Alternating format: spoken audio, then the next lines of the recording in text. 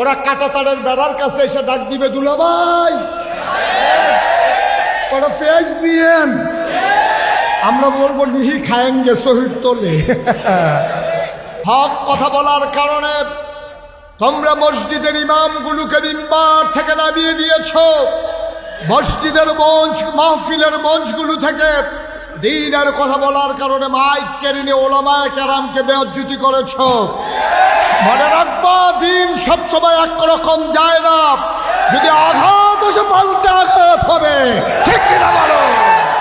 বাংলার মুসলমান আর ছেড়ে দেওয়ার মতো সুযোগ নাই, ঠিক কিনা বলে? আল্লাহ তাবারক ওয়া তাআলা এই মানুষ বানাইলেন। তিনি বললেন যে মানুষ হয়ে গেল দুই প্রকার, একদল হয়ে গেল জানোয়ারের চাইতে খারাপ, আরেক দল হয়ে গেল ফেরেশতার চাইতে উত্তম। বলেন মারহাবা। যারা ফেরেশতার চাইতে উত্তম তাদের ব্যাপারে আল্লাহ কোরআনে ওয়াজ করে দিলেন, রাদিয়াল্লাহু আনহুম ওয়া রাদু আনহু। তাদের ব্যাপারে আল্লাহ খুশি, আল্লাহর ব্যাপারে তারা খুশি, ঠিক কিনা? মুসলমান, আমি স্যালুট জানাই, এই এলাকার মানুষগুলোকে সম্মান জানাই। সবাই মিলেমিশে সুন্দর একটা সম্মেলন দাঁড় করিয়েছ।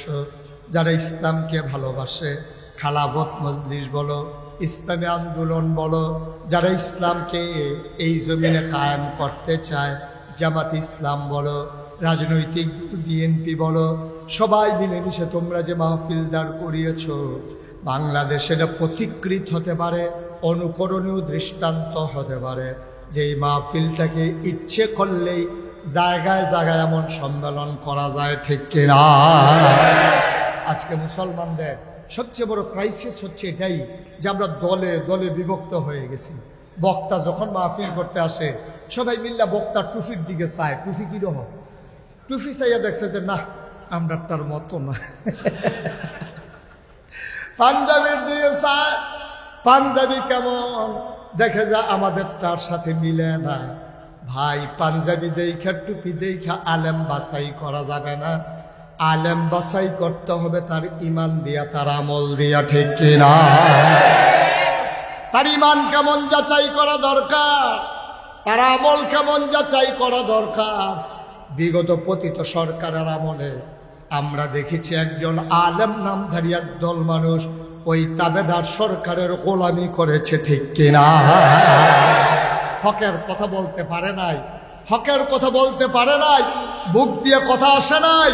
মনে রাখবা, যে পথ আমরা ধরেছি, যে পথ শিক্ষা দেওয়ার জন্যে মসজিদের খুতবা হয়, মাদ্রাসায় তালিম হয়, মাহফিলে আলোচনা হয়, এই পথ কোনো সহজ পথ নয়।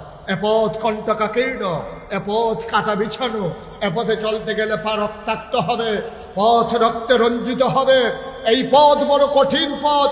এই পথে চলতে গেলে টিটকারি হবে, এই পথে চলতে গেলে মস্কারা হবে, মামলা হবে, হামলা হবে, জেল জুলুম নির্যাতন হবে, প্রয়োজনে জীবন দেওয়া যাবে, ঈমান দেওয়া যাবে না। রাজি আছো কিনা? হাত তুলে দেখা। এই পথ বড় কঠিন পথ, এই পথ কোনো সহজ পথ নয়। এ পথে চলতে গেলে ফুল বিছানো হবে না। ১,৫০০ বছর আগেও নবীর জন্য পথ খুব কুসুমাস্তীর্ণ ছিল না, ফুল বিছানো ছিল না, ঠিক কিনা বলেন? ঠিক কিনা বলেন? নবীর উপর অত্যাচার হয়েছে, মস্কারা হয়েছে, টিটকারি হয়েছে, পাগল বলেছে, জাদুঘর বলেছে। নবী তার দ্বীনের দাওয়াত দিয়েই গেছে, দিয়েই গেছে। সুবহানাল্লাহ বলবেন না? শেষ পর্যন্ত নবী হয়ে গেলেন উসওয়াতুন হাসানা, তিনি হয়ে গেলেন মডেল। আল্লাহ কোরআন ঘোষণা দিয়ে দিলেন, লাকাদ কানা লাকুম ফি রাসূলিল্লাহি উসওয়াতুন হাসানা। নবী হচ্ছেন মডেল, তিনি হলেন আদর্শ, তিনি হলেন অনুকরণীয় দৃষ্টান্ত, তিনি আইডল, তিনি আইকন, তিনি হচ্ছেন আমার তোমার চলের পথায় সেই পথের দিশারি, ঠিক কিনা বলেন? খুব মনে রাখবেন, খুব মনে রাখবেন। এই যে এত বড় আয়োজন, মনে রাখবেন কেন এই আয়োজন? এই আয়োজনের মূল উদ্দেশ্য হচ্ছে মানুষগুলোকে অন্ধকার থেকে আলোতে নিয়ে আসা, গোমরাহি থেকে হেদায়েতে নিয়ে আসা, কুফর থেকে ইসলামে নিয়ে আসা, ঠিক কিনা বলেন? শিরক বিদআত থেকে তাওহীদের রিসালাতে নিয়ে আসা। এই মানুষগুলোকে এই পথে আনতে গেলে এত সহজ বিষয় নয়। কর্তৃপক্ষ যেমন করে আয়োজন করেছেন, আসুন নবীর জীবন একটু তালাশ করে দেখি। আল্লাহ তাবারক ওয়া তাআলা নবীকে যখন পাঠিয়ে দিলেন, দ্বীন ইসলাম দিলেন, এন্তেকালের 81 দিন আগে নবীর কাছে আয়াত নাজিল হয়ে গেল, আল-ইয়াওমা আকমালতু লাকুম দীনাকুম ওয়া আতমামতু আলাইকুম নি'মাতি ওয়া রাদিতু লাকুমুল ইসলাম দীনা। শুনো শুনো শুনো, ১৫০০ বছর আগে নবীর এন্তেকালের 81 দিন আগের কথা। নবীজি বলেন, এইমাত্র আমার কাছে আয়াত নাজিল হয়েছে। সবাই বললেন, নবীজি বললেন, তোমরা কি শুনতে চাও? সাহাবায়ে কেরাম বললেন, গুস্তাকি মাফ কর দিজিয়ে, বেয়াদবি মাফ করবেন যদি শুনিয়ে দিতে চান। আল্লাহর নবী বললেন, শুনো, এইমাত্র আয়াত নাজিল হয়েছে, আল-ইয়াওমা আকমালতু লাকুম দীনাকুম। আজকের এই দিনে, দিনটা ছিল ইয়াউমুল আরাফা, দিনটা ছিল ইয়াউমুল জুমআ, শুক্রবার আরাফার দিন। নবীজি কি বললেন? আল-ইয়াওমা আকমালতু লাকুম দীনাকুম।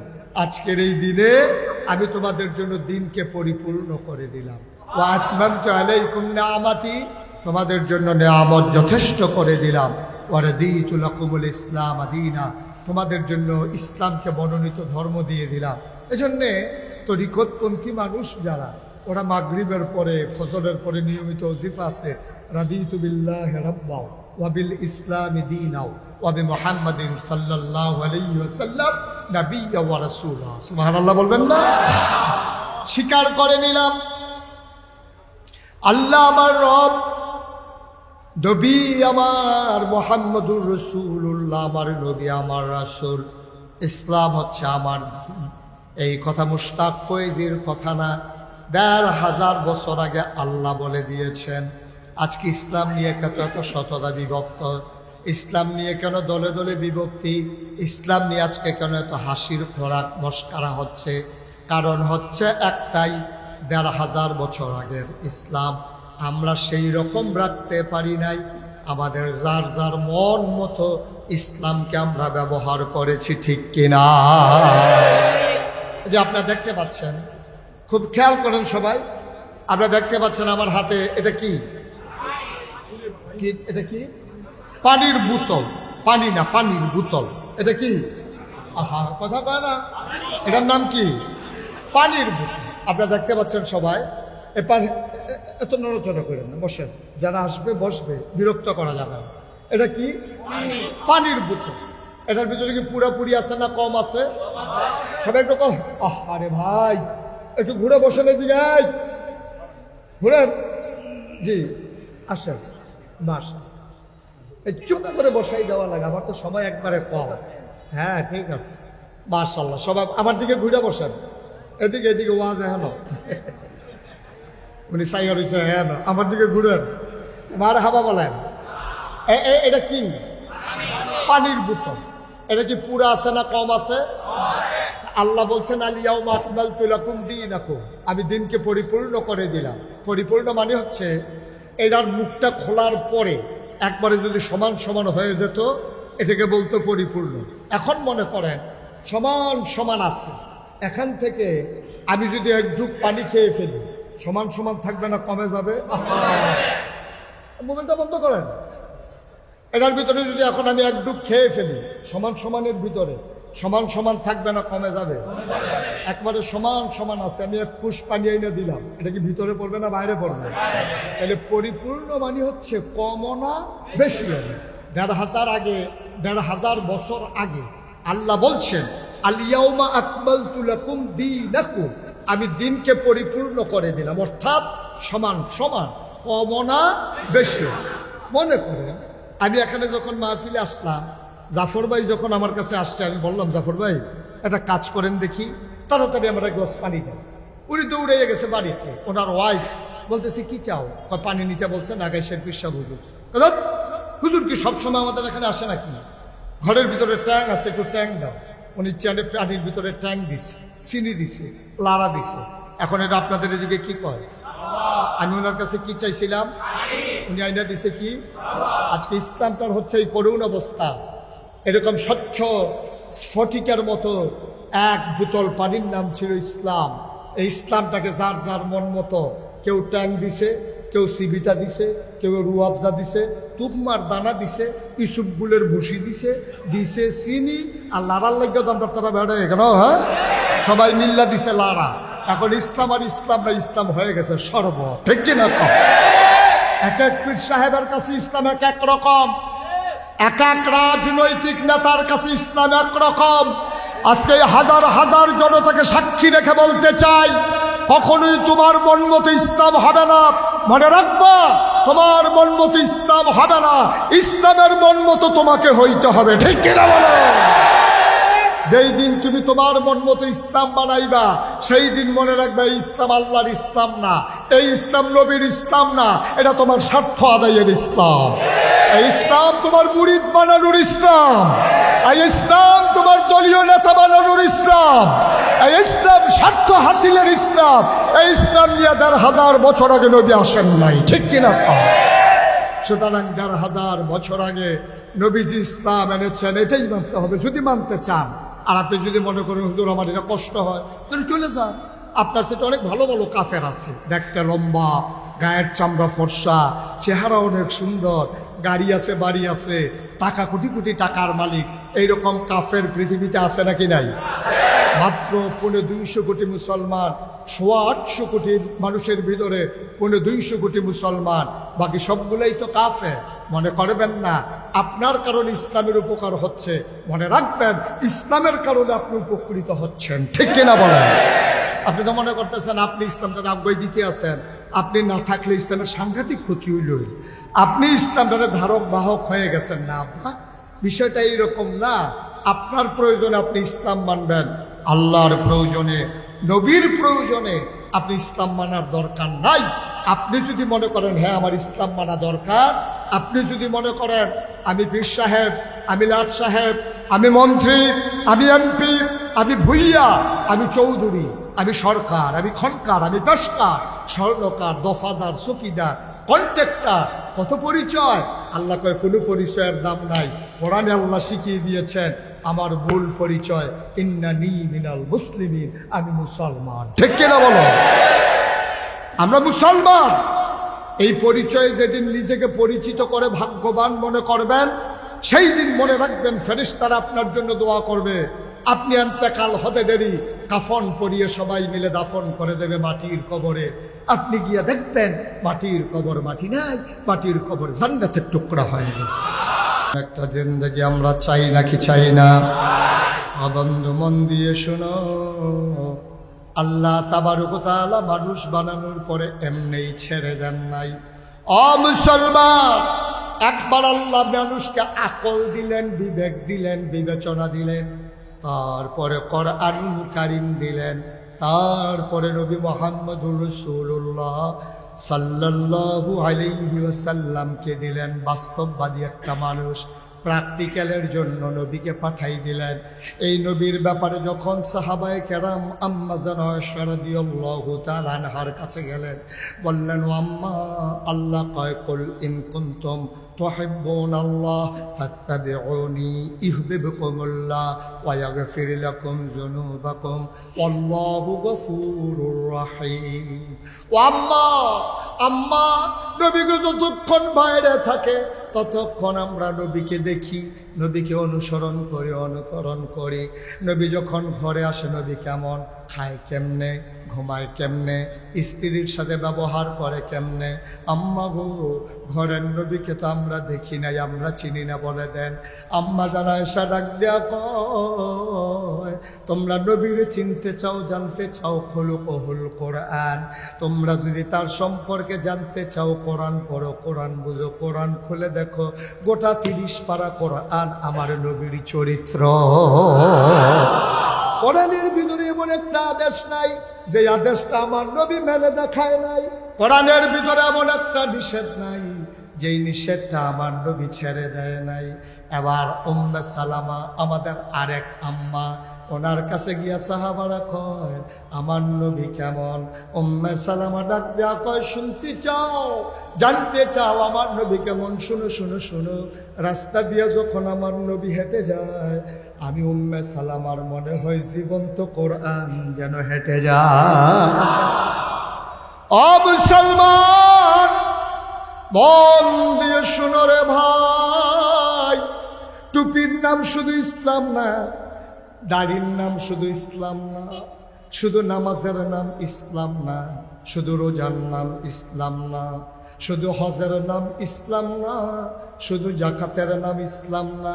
অবন্ধু, কোরআনের 30 পারা 114 সূরা 6666 আয়াতের ভিতরে মাত্র 500 আয়াত আছে যেইগুলারে বলে আহকামুল কোরআন। এটি হলো হুকুমের কোরআনের বিধিবিধান। বাকি আয়াতগুলো হলো বিভিন্ন সময়ের ঘটনার পরিণতি। 500 আয়াত হুকুমের আয়াত। আল্লাহ তাবারক ওয়া তাআলা এই 500 আয়াতের ভিতরে জানিয়ে দিলেন করো, করো না, খাও, খাইও না, যাও, যাইও না। এমন আয়াত শুনো শুনো শুনো। কুলু লা ইলাহা ইল্লাল্লাহ। তোমরা সবাই পড়ো লা ইলাহা ইল্লাল্লাহ। পড়েন সবাই লা ইলাহা, লা ইলাহা, লা ইলাহা। আমরা বললাম আল্লাহ, আমরা 3 বার পড়ছি লা ইলাহা ইল্লাল্লাহ। আবার কি করব? বলে দেন আবার কি করব? আল্লাহ কয় কলেমা পড়া হয়ে গেল, এবার তোমরা করবা কি? আমি বলতেছি ইউকিমুনাস সালাহ, তোমরা নামাজ কায়েম করবা। আকিমুস সালাহ, নামাজ কায়েম করবা। কাদ আফলাহাল মুমিনুন আল্লাযীনা হুম ফি সালাতিহিম খাশিউন। তোমাদের উপরে এটা বিধিবিধান দিয়ে দিলাম। বুঝলাম ঈমান আনার পরে নামাজ পড়ব, তারপরে করব কি? ওয়াতুজ যাকাত, তোমরা যাকাত দেবা। পার করব কি? ইয়া রাসূলুল্লাহ, ও নবী আপনি বলে দেন। আল্লাহ জানিয়ে দিলেন ওয়ালিল্লাহি আলান নাসি হিজ্জুল বাইতি মান ইসতাতা ইলাইহি সাবিলা। হজ ফরজ হলে হজ করবা। পার কি করব? ইয়া আইয়ুহাল্লাযীনা আমানু কুতিবা আলাইকুমুস সিয়াম কামা কুতিবা আলাল্লাযীনা মিন ক্বাবলিকুম লাআল্লাকুম তাত্তাকুন। এমন করে নবীজির মাধ্যমে আল্লাহ তাবারক ওয়া তাআলা আমাদের সব কথা জানিয়ে দিলেন। আফসোস কি জানেন? আমার বাংলাদেশের মুসলমান নফল নিয়া, মুস্তাহাব নিয়া যত পেরেশান, ফরজ নিয়া তত পেরেশান না, ঠিক কিনা? উনি দোকান বাকি খাইয়া মানুষের ঘুরা, এটার অন্যায় মনে করে না। উনি বসে বসে তসবিহ পড়ে, তসবিহ পড়ে, এমন তসবিহ পড়া, এমন জিকির করেও নি মনে হয় যেন মসজিদে কাঁপতে আছে, মাটি কাঁপতে আছে। উনি আরেকবার উপরে লাভ দিয়ে গিয়া পড়তে আছে। এই কারবার চলতে আছে। কিন্তু এবার দোহান ভাই খাইয়া 3 বছর ধরে ঘুরাইতেছে, এই খবর নাই, ঠিক কিনা কাও? এইবারে মনে করে আসরের নামাজ পড়লে একবারে আশা পইরা বের হয়, পেনশনের পরে সুদে টাকা লাগাই রাখছে, এটা অন্যায় মনে করে না। এবার মনে করে মসজিদে বৈশা তাসবিহ পড়া আর জিকির আজকার করা আর একটা সুন্দর করে টুপি বানাই নেওয়া, একেবারে লম্বা দাড়ি, লম্বা পাঞ্জাবি। উনি মনে করেছে আমার চাইতে বড় মুসলমান কে আছে? শোনো শোনো শোনো, সারা জীবনের নফল মিলাইয়াও একটা ফরজ তুমি বানাইতে পারবা না, ঠিক কিনা? আরো সহজ করে কই না, কথা একটা মনে পড়ছে, এটা বললেই ফলাইয়া সবাই কোন আমিন। নোয়াখালীর এক হুজুর আছে, ওয়াজ করালে। নোয়াখালী হুজুরদের কিন্তু বুদ্ধি আমাদের চাইতে বেশি, সাংঘাতিক বুদ্ধি, সিহন বুদ্ধি। তো নোয়াখালীর হুজুরে যখন ওয়াজ করতে গেছে, তো হুজুরে কইতেছে আপনার নফল করবেন, আপত্তি নাই, কিন্তু ফরজের লোকে নফলের কোনো ফাত্তা নাই। ফরজ ঠিক রেখে আপনার নফল করেন চাইয়েন, কিন্তু লুঙ্গি খুললে ফাঁকড়ি বেঁধেন না। হুজুরে বুঝাইতে আছে ফাঁকড়ি বাঁধা সুন্নত, কিন্তু ফরজ ঠিক রেখা। আপনি যদি লুঙ্গি খুললে ফাঁকড়ি বাঁধেন তো এখন তো ফরজ নাই, এই ফাঁকড়ির সুন্নতে কী লাভ হবে? খুব সাবধান, লুঙ্গি ঠিক রাখবেন, পাঞ্জাবি ঠিক রাখবেন, টুপি মাথায় দেবেন, এরপরে ফাললে ফাঁকড়ি দিয়ে চাইন, কিন্তু সুন্নত মনে করে আবার লুঙ্গি খুললে লান কিনা, এই কারবার কিন্তু করবেন না। হুজুর এমনি বুঝাইতে আছে। একবার চিন্তা করলো, আরে জীবনে তো অনেক নফল নামাজ করলাম, এটি কি সব ফাও গেল নাকি? হ্যাঁ, দাঁড়াই হুজুর প্রশ্ন আছে। মাহফিলের কি জরুরি হুজুর? ঠিক আছে বলেন। তো হুজুর নফল নামাজ ইবাদতবন্দি কিন্তু কম করলাম না, অনেক করলাম। আপনি তো কইতাছেন নফল নাকি বাড়িও খেতো না, ফরজের নাকি অনেক দাম, তাহলে আমি যে নফল করলাম সব কি ভাও গেল? হুজুর আপনি যদি একটু বুঝাইয়া কইতেন কয়টা নফল মিলাইলে একটা ফরজ হয়, কাম লাগলে বাড়াইয়া নফল করতাম, তাও নিয়ে একটা ফরজ ধরতাম পারি। কয়টা নফল মিলাইলে একটা ফরজ হয়, এটা হুজুর একটু কইয়াবেন। হুজুর একেবারে এত বছর ধরে মাহফিল করি, এই প্রশ্ন তো কেউ করে নাই। কয়টা নফল মিলাইলে ফরজ, এটা কেমনে হুজুর অনেকক্ষণ চুপ করে দিচ্ছে। কিছুক্ষণ পরে কয় কিনা জিজ্ঞেসলেন?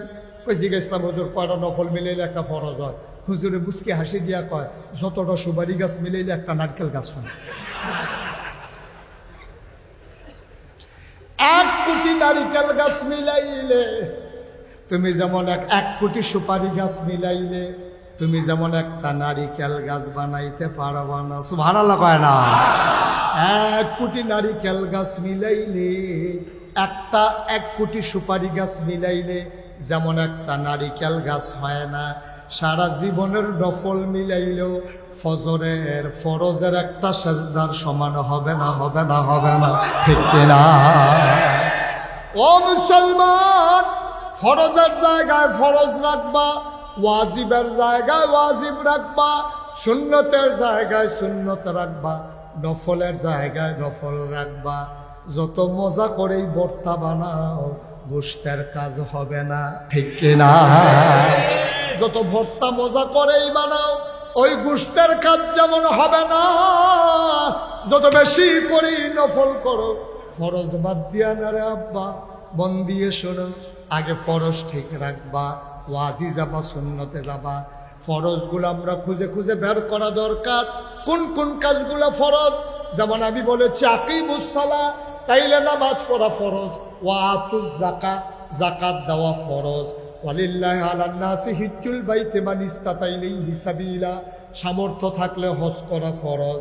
এরপরে তোমার জন্য ইয়া আইয়ুহাল্লাযীনা আমানু কুতিবা আলাইকুমুস সিয়াম কামা কুতিবা আলাল্লাযীনা মিন ক্বাবলিকুম লাআল্লাকুম তাত্তাকুন, রোজা রাখা ফরজ, তাইলে ঈমান আনা ফরজ, নামাজ পড়া ফরজ, রোজা রাখা ফরজ, হজ করা ফরজ, আবার আসো পর্দা করা ফরজ। এইরকম আরো ফরজ আছে নাকি নাই? আল্লাহ কয় আকিমুদ্দিন, যেই শব্দ দিয়া নামাজ ফরজ করছে এই শব্দ দিয়ে কইছে আকিমুদ্দিন, তোমরা দিন কায়েম করো। সুবহানাল্লাহ কয় না? দিন কায়েম করা মানে কি আমরা তো বুঝি নাই। দিন কায়েম করা কারে কয়? আমার ব্যক্তি জীবন, আমার পারিবারিক জীবন, আমার সমাজ জীবন, আমার রাজনৈতিক জীবন, আমার ইন্টারন্যাশনাল রিলেশন, আমার সকাল, আমার সন্ধ্যা, আমার রান্নাঘর, আমার সংসদ ভবন, আমার জন্ম, আমার মৃত্যু।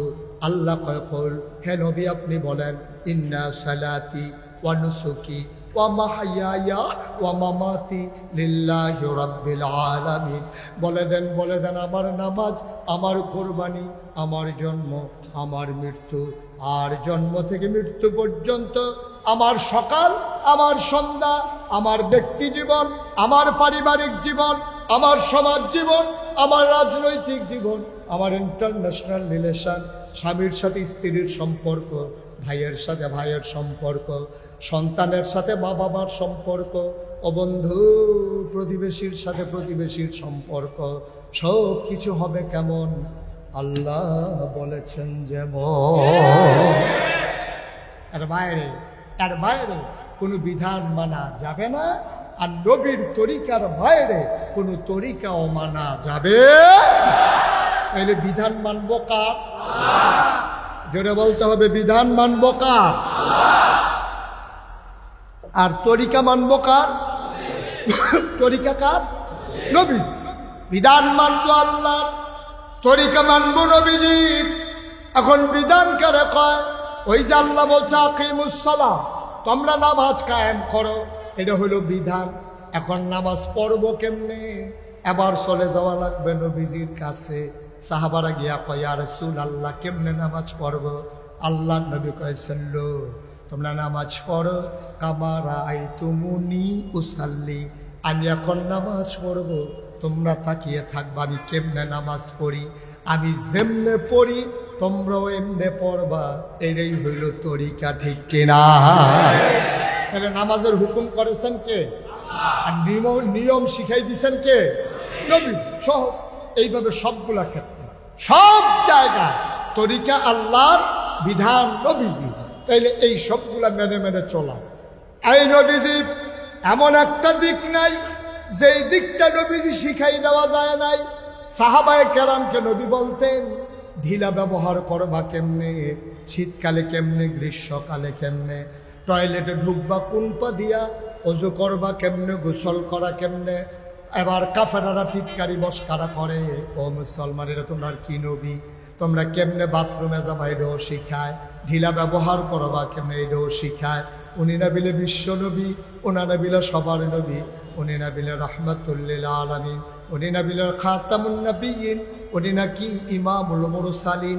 এত বড় নবী তোমরা রে শিখায় টয়লেটে যাবা কেমনে, তোমরা কেমনে ওই বাথরুম থেকে বের হবা, গোসল করবা কেমনে, অজু করবা কেমনে কেমনে শিখায়। আবার সাহাবায়ে কেরাম মুচকে হাসি দিয়ে কয়, নবী শুধু এগুলি শিখায় না, ওই টয়লেট থেকে শুরু করে সংসদ ভবন পর্যন্ত, অর্থাৎ রাষ্ট্রের সর্বোচ্চ পর্যায়ে দেশ চালাবো কেমনে, এইটা আমার নবী শুধু বলে নাই, নিজের জীবনে প্রমাণ করে দেখিয়ে গেছে। ঠিক কিনা? আমরা যারা ওলামায়ে কেরাম এখানে আছেন, আমি সাধারণ মানুষের বেশি দোষ দেখি না। আমরা কিন্তু আমাদেরকে নিজেরা ধ্বংস করেছি। আমরা নিজেরা ওলামায়ে কেরাম, আমরা নিজেদেরকে এত কনজারভেটিভ মাইন্ডের করে ফেলেছি। আমরা মনে করেছি আমি মাদ্রাসায় পড়ব, মাদ্রাসায় পড়া শেষ হইল তো কোনো একটা মাদ্রাসায় চাকরি নেব, অথবা কোনো একটা মসজিদের ইমামতি নেব, দেশকে ফাইলাল। এবার আমি বিয়া শাদী করবো, মসজিদের ইমামতি করব, বাচ্চা কাচ্চা হইতে থাকবে, এই আমার জীবনের কাজ শেষ। একটা ইমাম সে 5 ওয়াক্ত নামাজ পড়ায়, আর সাধারণ একজন মানুষ 5 ওয়াক্ত নামাজ পড়ে। আমার বুঝে আসে না যে শুধু 5 ওয়াক্ত নামাজ পড়ানো এটা কি একটা কাজ? তাইলে যে নামাজ পড়ে সেও তো 5 ওয়াক্ত পড়ে। আপনি পড়ান, উনি পড়ে, আপনি পড়ান, উনি পড়ে। উনি পড়ার ফাঁকে ফাঁকে অফিস করে, ব্যবসা করে, চাকরি করে, সংসার করে, রাজনীতি করে, সমাজনীতি করে, নামাজের ফাঁকে ফাঁকে উনি সব করে। আর আপনি মনে করছেন 5 ওয়াক্ত নামাজ পড়ানো এটাই আমার কাজ। কই ফজর, কই জুহর, মাঝের সময়টা আপনি কি করেন? কই জুহর, কই আসর, মাঝের সময়টা আপনি কি করেন? কোথায় আসর, কোথায় মাগরিব, এই মাঝের সময়টা আপনি কি করেন? আজকে ওলামায়ে কেরামদেরকে সচেতন হওয়া লাগবে। আপনি অন্য কিছু না পারেন, মসজিদ আঙ্গিনাটাকে ভাড়া নিয়া আপনি বলেন আমি কটা সুপারি গাছ লাগাই, আমি কটা কি বলে বেগুন গাছ লাগাই, আমি কটা পেঁপে গাছ লাগাই। অর্ধেক 50-50 লাগানোর কারণে অর্ধেক আমার, অর্ধেক মসজিদের। আপনি যদি বেতন পান 10,000, আর এই তরিতরকারি করে যদি আরো 10,000 কামাই করতে পারেন, আমার দেশ স্বাবলম্বী হয়, আমার দেশ আর ইন্ডিয়ার কাছে দায়গ্রস্ত হয় না। ঠিক কিনা? একটু চেষ্টা করেন, একটু চেষ্টা করেন। মসজিদের সামনে একটু জায়গা থাকে, কটা বেগুন গাছ লাগান, কটা পেঁপে গাছ লাগান। আপনি এখান থেকে অর্ধেক নিজে বিক্রি করেন, অর্ধেক মসজিদকে দিয়ে দেন, তাও ভালো। ডেলি যদি 300 টাকা কামাই করতে পারেন, আপনার মাসে 9,000 টাকা। আপনি কটা কিতাব কিনে বিক্রি করেন, কটা টুপি কিনে বিক্রি করেন মসজিদের হুজরার ভিতরে, আপনি কোনো কাজে নাই। আপনি আছেন কি ইমামতি আর দাওয়াত টাওয়াত ফললে খাও, এই আপনার কাজ। এই দাওয়াত খাইতে খেতে এলাকাটা থামা করুন। আপনি একটু কষ্ট করেন, একটু মেহনত করেন, একটু পরিশ্রম করেন, মরে যাবেন না তো আপনি। আপনি নবীর জীবনী তালাশ করে দেখেছেন? একটা সেকেন্ড সময় উনি হেলায় হেলায় নষ্ট করেছেন, কোন একটা হাদিস দিয়ে আপনি প্রমাণ দিতে পারবেন না। ঠিক কিনা? একটা সেকেন্ড। আজকে ওরা যে আমাদেরকে টিটকারি মারে, শুধু মারে, কি কয়? কথায় কয় পেঁয়াজ বন্ধ করে দেবে, কথায় কয় রসুন বন্ধ করে দেবে, কথায় কয় আমাদেরকে এলাচি নাকি বন্ধ করে দেবে, কথায় কয় আদা বন্ধ করে দেবে। তো আমাদের খাচ্ছতেই তো আমাদেরকে কয়। এখন আমার ঘরে যদি পেঁয়াজ থাকতো, আমি যদি কেনা না লাগতো, তো ওই তো ইন্ডিয়ার দিকে তাকাই থাকার দরকার ছিল না। ভয় দেখানোরও কিছু নাই। এই যে মুরব্বী যারা আছেন সবাই মিলে আজকে থেকে সিদ্ধান্ত নেন, বিকেলে 1 ঘন্টা এই জমিনে কাজ করবেন, নিজের হাতে মরিচ গাছ লাগাবেন, বেগুন গাছ লাগাবেন, নিজে মাছ চাষ করবেন। এত মেহনত হলে করে তেলাপিয়া ছেড়ে দেন, তেলাপিয়াগুলো এমনিই হয়, আর পরের বার ফালানো লাগে না। 50 বছর এটি ওইটাই আছে, পরিকল্পনা বুঝে না। এত সহজ থাকতে আপনার তো কঠিন কেন? আপনি এই সহজ কাজটা করেন না কেন? আপনি যে এই কাজ করেন না, ওরা ইন্ডিয়ার ওরা বুঝা ফেলছে। ইন্ডিয়ার ওরা আপনার টেলিভিশন দিছে, বিরাট চ্যানেল দিছে, আমার মায়েদেরকে চ্যানেলে ঢুকাইছে, আমার বাবাদেরকে চ্যানেলে ঢুকাই দিছে। এখন সে বসে চা খায়, আসরের পরে চা খাইতে বসে 3-4 কাপ চা খা, আর বসে সিনেমা চায়। এর ভিতর দিয়ে মাগরিবের আজান পড়ে গেছে, উনি যায় না। ফলাফলে কয় ভাই আপনি এখনো যান না, আসান একামত দিয়ে লাইছে তো। এবার আমরা ইমাম সাহেব হাফেজ সাহেব এবারে শুধু কেরাত ধরে না, লম্বা কেরাত ধরে, আরও 5 মিনিট সিনেমা সাউন্ড যাইব। এবারে সিনেমা চাইতে আছে, হেঁটে নামাজ হইতে আছে, যখন দেখছে যে রুকুতে চলে গেছে দৌড় দিয়ে কোনো মতে রুকুতে গেছে। এখন আপনারাই বলেন সিনেমার ভিতরে যেটা দেখা গেছে এই চিন্তা করবে না সুবহান রাব্বিয়াল আযীম করবে? শুধু সিনেমার চিন্তাটা রুকুত গেছে, সবাই করতেছে সুবহান রাব্বিয়াল আযীম, আর হে মনে মনে কয় যেই ফিটা দিছে বাচ্চে নি গিয়ে ফিটা তো মাথাত পড়ছে। মুসলমান মন দিয়ে শুনো রে ভাই, আমরা তো অসহায় জাতি ছিলাম না, আমরা টিটকারির পাত্র ছিলাম না, আমরা তো মস্কারার জিনিস ছিলাম না। আজকে ইন্ডিয়ার মতো দেশ, কাফের বেদিনের দেশ আমাদেরকে চোখ রাঙ্গায় কারণে কারণে ওরা বুঝে ফেলছে আমরা অলস হয়ে গেছি। আবার তারা পেঁয়াজ করে আটকাই রাখে, বন্দরগুলোতে পেঁয়াজ খালাস হতে দেয় না। ও মুসলমান, নিজের পেঁয়াজ নিজে করো, নিজের তরকারি নিজে করো, ইন্ডিয়ার দিকে তাকানো লাগবে না। ওদের যেই ফসলগুলা আমাদেরকে না দিলে ওদের উপায় নাই। ওরা যখন বলেছিল গরু দেওয়া বন্ধ করে দেবে, আমার দেশের মানুষগুলো কিচ্ছু হয় নাই। আমার শিক্ষিত বেকারেরা যখন গরু চাষ করা শুরু করেছে, সমীক্ষায় দেখা গেল কোরবানি দেওয়ার পরে গরু আরো বেশি হয়ে গেছে। আজকে পেঁয়াজ করো, রসুন করো, নারিকেল গাছ লাগাও, তারপরে কাঁঠাল গাছ লাগাও। কাঁঠাল তো এমন একটা জিনিস ফাইকা গেলে খাও নি লাগবে, তো রাইখা দেওয়ার জিনিস না। এখন ইন্ডিয়ার তারা কাঁঠাল ফাঁকলে আমরা রে ফাটা, আমরা তো মাগ না আনি না, টাকা দিয়ে কিনে আনি। এখন যদি কই যে আমরা আর কাঁঠাল খাবো না, তো এই কাঁঠাল তো এই এলাকায় ফোসা ছাড়া আর কোনো কারবার হবে না, ঠিক কিনা কম? ওদের আনারসগুলো পেকে গেলে আমরা যদি না আনি ওরা আটকা পড়ে যাবে, লাভ লস আমরার হবে না, ওদের হবে। আমরা যদি নিজেরা পেঁয়াজ করে ফেলি, আমাদের খাটের নিচে যদি পেঁয়াজ থাকে, ওরা কাঁটাতারের বেড়ার কাছে এসে ডাক দিবে, দুলাভাই ওরা পেঁয়াজ নিয়েন। আমরা বলবো নিহি খায়েঙ্গে শহীদ তোলে।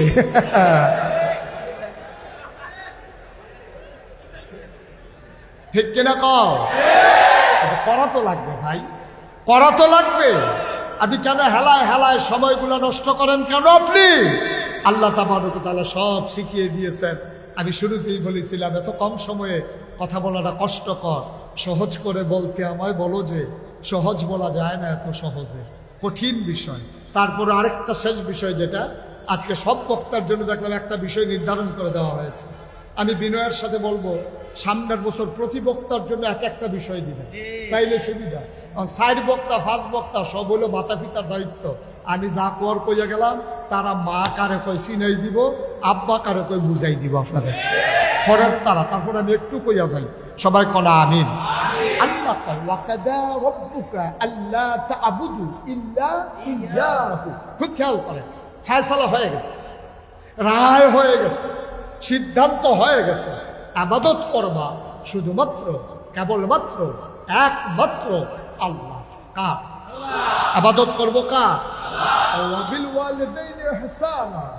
এরপরে আল্লাহর ইবাদতের পরে সবচেয়ে বেশি হক পাওনা যিনি, ভালোবাসা পাওনা যিনি, কোমলতা পাওনা যিনি, সদ্ব্যবহার যিনি পাওনা, তিনি তোমার আম্মা, তিনি তোমার আব্বা। সুবহানাল্লাহ বলবেন না?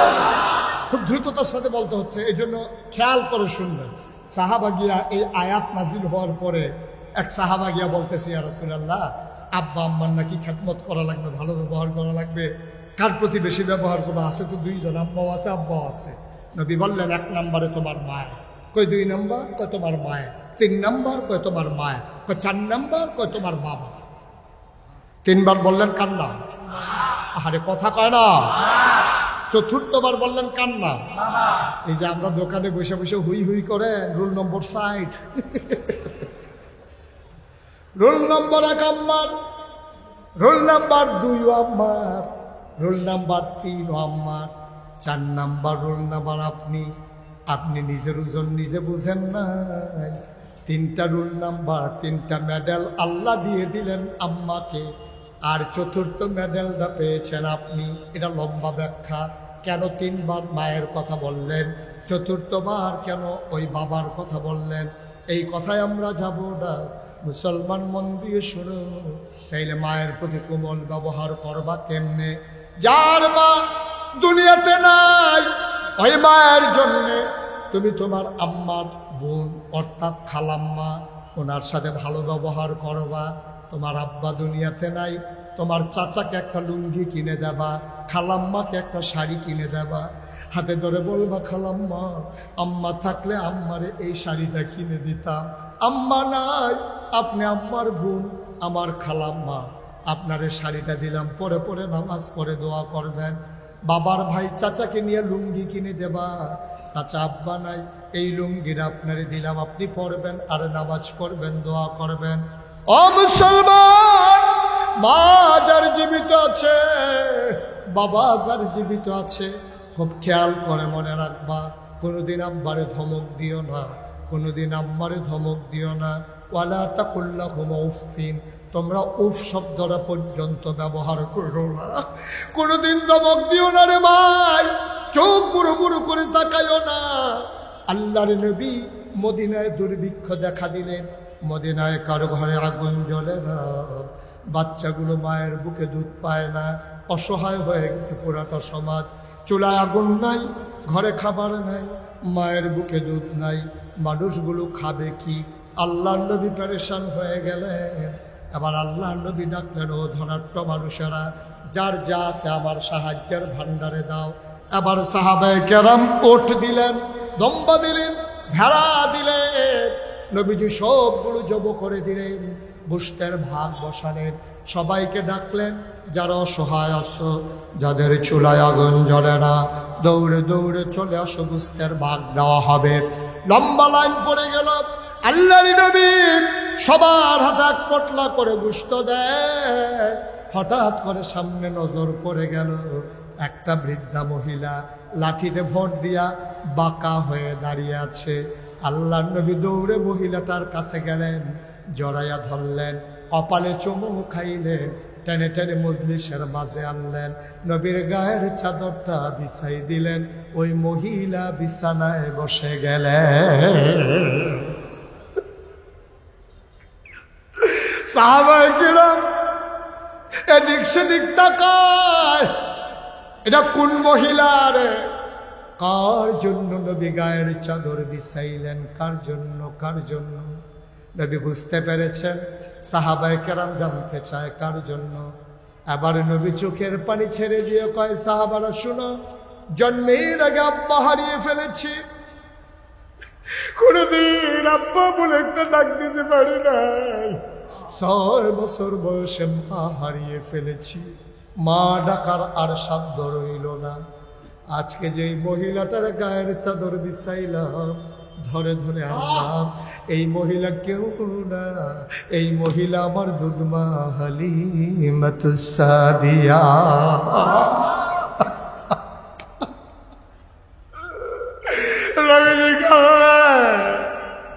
সাহাবায়ে কেরাম কান্দে। এবার আল্লাহ নবী কই, তোমরা বসো, আমি আমার মায়ের একটু আগাই দিয়ে আসি। আল্লাহ নবী বাজা ওই গোশতের টুকরা নিয়ে, ব্যাগ নিয়ে আম্মাজান আয়েশা, আম্মাজান হালিমাকে, দুধমা হালিমাকে ধরে ধরে ঘর পর্যন্ত দিয়ে আসলেন। নবী আম্মা পাইলেন না, আব্বা পাইলেন না। ও মুসলমান, তুমি আমি দুনিয়ার মুখ দেখতাম না, আব্বা যদি আমার জন্ম না দিত, আমার আম্মা যদি পেটে না ধরত। এই পরন্ত বিকেলে সূর্য ডুবো ডুবো প্রায়, চলো আল্লাহকে সাক্ষী রেখে মায়ের কবর, বাবার কবর, যারা কবরে শুয়াইছ, কবরগুলা যেন জান্নাতের টুকরা হয়ে যায়। চলো সবাই মিলে দোয়া করি, সবাই পড়ো আমিন। আর যাদের আব্বা আম্মা জীবিত আছে, চলো আব্বার জন্য যা করা দরকার তাই করি। তুমি গায়ের চামড়া কেটে জুতা বানাই দিতে পারবা, মায়ের আর বাবার ঋণ শোধ করতে পারবা না, ঠিক কিনা? বন্ধুরা আমার, সবাই খেয়াল রাখবে, মায়ের কথা মনে করে, বাবার কথা মনে করে একটা ফোঁটা চোখের পানি ছেড়ে দেবেন। হতে পারে ওই চোখের পানি গালবে জমিনে পড়ার আগে মায়ের আর বাবার কবরের আযাব বন্ধ হয়ে যেতে পারে। আমিন বলবেন না? আপনারা জানেন, এই মুশতাক ফয়েজি সাথে লেখা হয়েছে পীর সাহেব। আমি কিন্তু কখনো পীর সাহেব হতে চাইনি, এটা আমার আকাঙ্ক্ষাও ছিল না, ইচ্ছেও ছিল না, আমার মনে কোনো স্বাদও ছিল না। আমার দাদা ছিলেন ফুরফুরা সিলসিলার বড় পীর। উনি, আমার আব্বা ইন্তেকাল করেছেন দাদার আগে 85 সালে, আর দাদা ইন্তেকাল করেছেন 98 সালে। আমি তখন লেখাপড়া করি। দাদা ডেকে বললেন, তোমাকে এই দায়িত্ব নেওয়া লাগবে। আমি বললাম অসম্ভব, আমার চাচারা আছে, ভাই আছে, আমি কেন? বললো যে আমি জানি কারি দিয়ে করা লাগবে। আমি সেই পীর না যেই পীর হাত পেতে পেতে ওই ভিক্ষা করা মহিলার থেকে সাহায্য নিয়ে চলে, রিক্সাওয়ালার টাকা নিয়ে খায়। ঘৃণা করি, তীব্র ঘৃণা করি যারা এইভাবে টাকা নিয়ে চলে, ঠিক কিনা বলো? হাত আছে, পা আছে, নাক আছে, চোখ আছে, মুখ আছে। আমি মুশতাক ফৈজি মাটি কাটলেও একদিনে 500 টাকা কামাই করতে পারবো, অটো চালাইলেও 1000 টাকা কামাই করতে পারবো, সিএনজি চালাইলেও 1500 টাকা কামাই করতে পারবো। পীর সাহেব হইলে সিএনজি চালানো নিষেধ, কথা বলা নিষেধ, অটো চালানো নিষেধ। পীর সাহেব মানে হলে বসে বসে খাবে, বসে বসে খাবে। মনে হয় বইয়ে রয়েছে একজন, আসলে 5-6 জন। এরকম মোড়া হইতে হইতে হইতে হইতে 5-6 জনের জায়গায় একজনে লইয়া বইয়া থাকে। আহারে বাংলাদেশ, আহারে বাংলাদেশ। সবাই মিলে আমরা চেষ্টা করে যাবো। আপনারা সবাই শুনেছেন সোশ্যাল মিডিয়ার সুবাদে আমি মুশতাক ফৈজি সারা জীবন থাকবো না, সেই চিন্তা মাথায় রেখে আমার দরবার কমপ্লেক্সে আমি 30 কোটি টাকা পেয়ে জনগণের জন্য একটা হাসপাতাল এবং একটা মসজিদের কাজ ধরেছি। 19,000 স্কোয়ার ফিট, 30 কোটি টাকা তার পরিকল্পিত ব্যয়। আমি নিজে আমার 1 বছরের কামাই 25 লক্ষ টাকা দিয়া তারপরে কাজ শুরু করছি। মারহাবা বলবেন না? আমার এই 30 কোটি টাকা বাজেটের মসজিদ, আপনাদের কাছে দোয়া চাই, আগামী রমজানের আগে আগে আমার এই 30 কোটি বাজেটের দোতলার ছাদ হবে। একতলার ছাদ আমার জাফর ভাই দেখে এসেছেন, আরও যারা গিয়েছিলেন ওনারা দেখে এসেছেন। আমি বিনয়ের সাথে মিনতি, কোনোদিন মুশতাক ফৈজি বাংলাদেশে কারো সামনে হাত পাতে নাই। আপনারা যদি মনে করেন যে হুজুর ইনশাআল্লাহ মান বানা লিল্লাহি মসজিদান বানাল্লাহু লাহু বাইতান ফিল জান্নাহ, মসজিদ বানাইলে জান্নাতে নাকি ঘর বানানো হবে, এই আশায় আমরা যারা পারি, যদি মনে করেন কেউ শরীক থাকতে চান শরীক থাকবেন, আর বাকি সবাই মিলে দোয়া করবেন আমার মসজিদটা যেন সুন্দর করে দাঁড়িয়ে যায়। জাফর ভাই আছে, ওনার সাথে কথা বললে, তারপরে ফারুকি সাহেব আছেন, ওনাদের সাথে কথা বললে আমার মসজিদে সাহায্য দেওয়া একবারে সহজ। এটা হাসপাতাল এবং মসজিদ একসাথে। যারা পারেন, যদি কেউ শরীক থাকতে চান, মোস্ট ওয়েলকাম, আহলান সাহলান মারহাবা, আমার মসজিদে আপনাদেরকেও স্বাগত। যদি কেউ মনে করেন যে আমি 1,000 টাকা দিয়ে শরীক রইলাম, 2,000 টাকা দিয়ে শরীক রইলাম, পারলে দেবেন, আলহামদুলিল্লাহ, আমি প্রাণ ভরে দোয়া করবো। ওই যে আমার এক ভাই কিছু দিবেন নিয়ত করেছেন, সবাই মিলে আমরা শরীক থাকি ইনশাআল্লাহ। কেউ দিতে চাইলে 2-1 জন ছেলে একটু সহযোগিতা করলে, যদি কেউ শরীক হতে চান